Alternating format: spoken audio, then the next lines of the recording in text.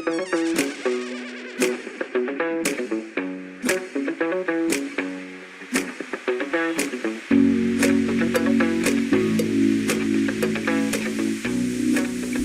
day, my friends. Let's learn something new today. Hey there, grammar gurus in the making. Ready to dive into the fascinating world of verbs? Let's talk verbs, those action-packed words that give our sentences life. They are the engines of our language, driving our thoughts and ideas forward. Today's contenders, was and were. These two little words pack a punch in our past tense narratives. These two seemingly simple words can sometimes trip us up. They might look innocent, but they have the power to change the meaning of a sentence entirely. Don't worry, we've all been there.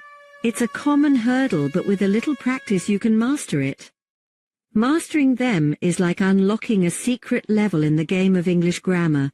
Imagine the confidence boost you'll get. Why should you care? Because using was and were correctly makes you sound like a rock star speaker and writer. It elevates your communication skills to a whole new level. It shows you're paying attention to the details, and trust me, people notice. Whether it's in a casual conversation or a formal presentation, the correct use of was and were makes a big difference. Plus, it saves you from those embarrassing grammar slip-ups. So let's embrace the power of was and were and take our grammar game to the next level. Let's start with was.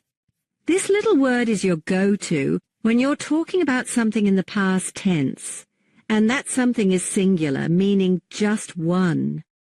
Think of it like this. Was is for when you're talking about a single Pringle chip delicious on its own. For example, you might say, I was at the park yesterday. The cat was napping in the sunny spot. My favorite movie was playing on TV. See? One person, one cat, one movie. All perfect situations for was to shine. Now, let's move on to we're. This word is like was's cooler, older sibling.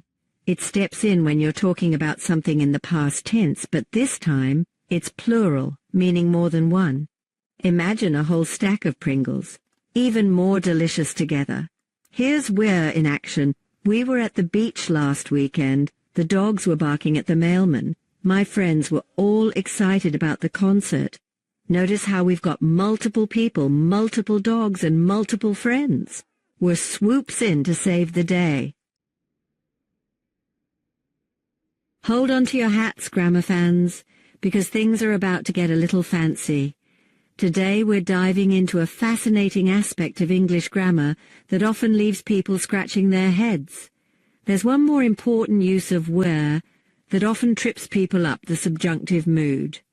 This mood is a special verb form that we use in certain situations. The subjunctive mood is used to talk about hypothetical situations, wishes or things that are contrary to fact. It's like stepping into a world of imagination and possibilities.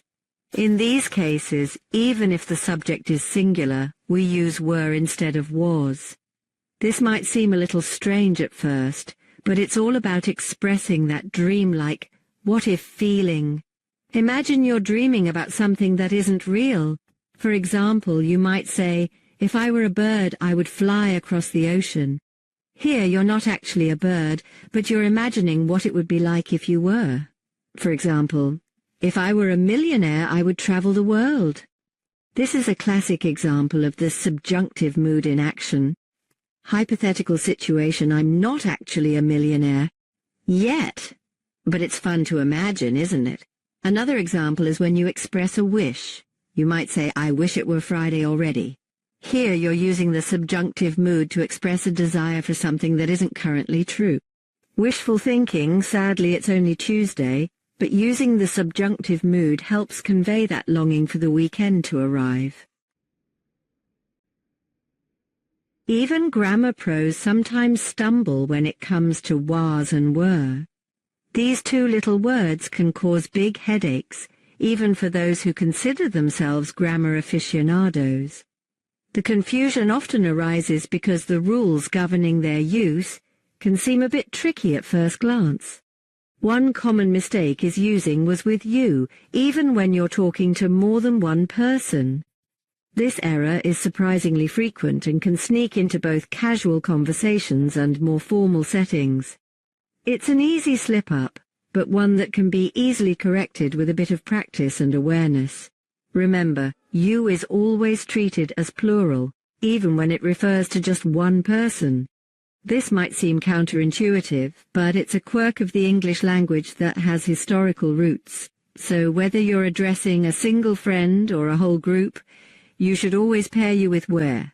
So next time you're talking to your friend, resist the urge to say, "Was you at the party last night?" It might feel natural, but it's not grammatically correct. Instead, take a moment to think about the proper usage. Instead, go for the grammatically glamorous, "Were you at the party last night?"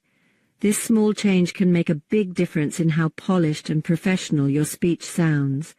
Plus, it shows that you have a good grasp of grammar rules.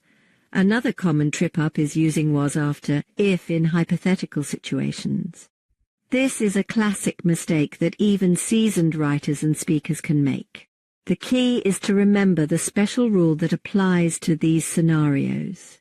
It's easy to slip into everyday language habits, but remember the subjunctive mood calls for were. This might sound a bit technical, but it's an important aspect of English grammar that can elevate your language skills. So, ditch "if I was a superhero" and embrace the mighty "if I were a superhero." This not only sounds more correct, but also adds a touch of sophistication to your hypothetical musings. By mastering these small but significant rules, you can avoid common stumbles and speak with greater confidence and clarity. Ready to put your newfound was and were wisdom to the test? Here's a quick exercise to get those grammar muscles pumping. Fill in the blanks with the correct form of was or were. 1, the children playing in the garden. 2, if I would order the pizza. 3, the book left on the table. 4, they excited about the trip. 5, she wished she taller. And there you have it. You have officially leveled up your understanding of was and were. Remember, even the most experienced writers and speakers once faced these same grammar hurdles. The key is to keep practicing, keep experimenting, and don't be afraid to make mistakes. After all, that's how we learn and grow. Now go forth and conquer the English language, one perfectly placed was and were at a time.